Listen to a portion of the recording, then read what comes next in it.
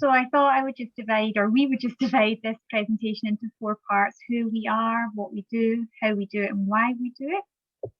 So firstly, there's 3 of us, but Kinga is currently teaching at the moment.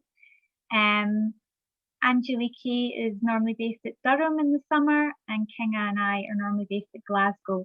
But I think Angelique did do a summer at Glasgow, so we do all have a Glasgow connection. So what we are basically doing is working towards TEEP accreditation, so working towards Associate Fellow of BALEAP. So we started this group in October 2020, and initially we were just resource sharing. So Kinga and I did the Glasgow pre-sessional in 2020, and there was an optional TEEP group during that pre-sessional, so we gained some resources through that. We also gained some resources through attending BALEAP webinars. So we started off by sharing resources, and then we started off getting a little bit more serious by going over some of the descriptors in the TEEP handbook and trying to match things that we'd done in lessons to those descriptors. More recently, we started having timed writing sessions. So our sessions are an hour long, but normally we spend about 45 minutes in silence and just writing parts of our reflective account, which is part of the TEEP accreditation. And I think these are really fruitful because, during the week when you're teaching, there's hardly any time for doing anything. So having a set amount of time to do this really helps. And also it allows us to get instant peer feedback, because after we have done some writing, we can share our screen.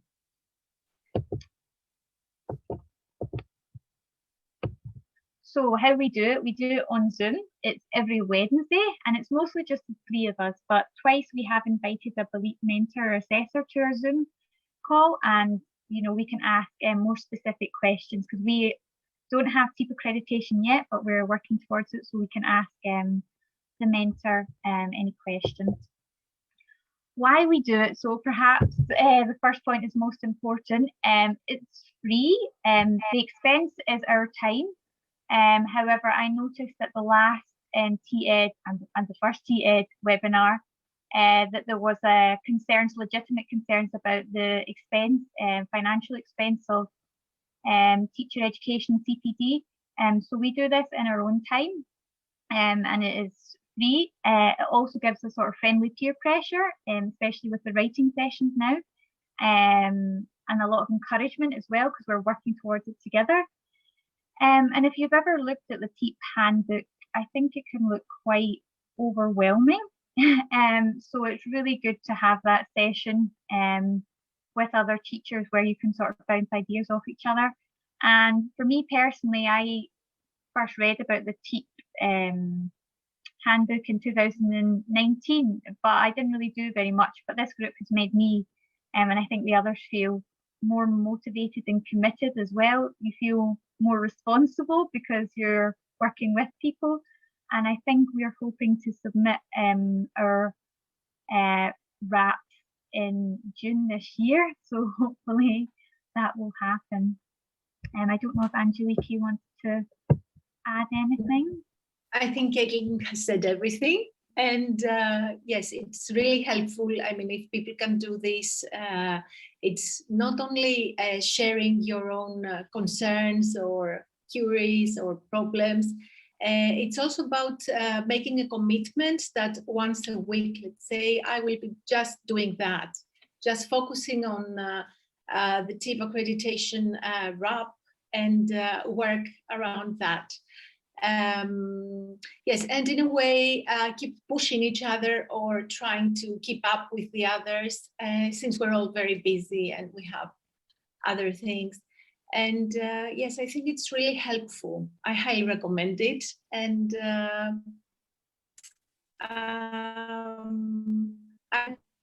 wish more people do this. Also, if you seek help from mentors, from a BALEAP mentor, that's it gives you more the flexibility of asking more questions and getting more input from them, as different people have different things to ask, and they worry about different things regarding the descriptors or the content.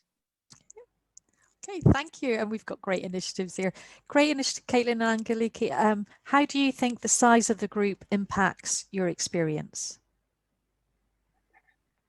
Because we started these in like workshops in the summer pre-sessional when there was probably about 6 or so, but you've carried on with a smaller group, haven't you? Yeah, so we're all very committed. There's 3 of us, and I think that really helps because at the end of the session we all share our screen, and it might be a bit overwhelming if there was more of us. That does not mean we're not welcome to anyone who wants to join us, but I think the 3 of us have worked really well together.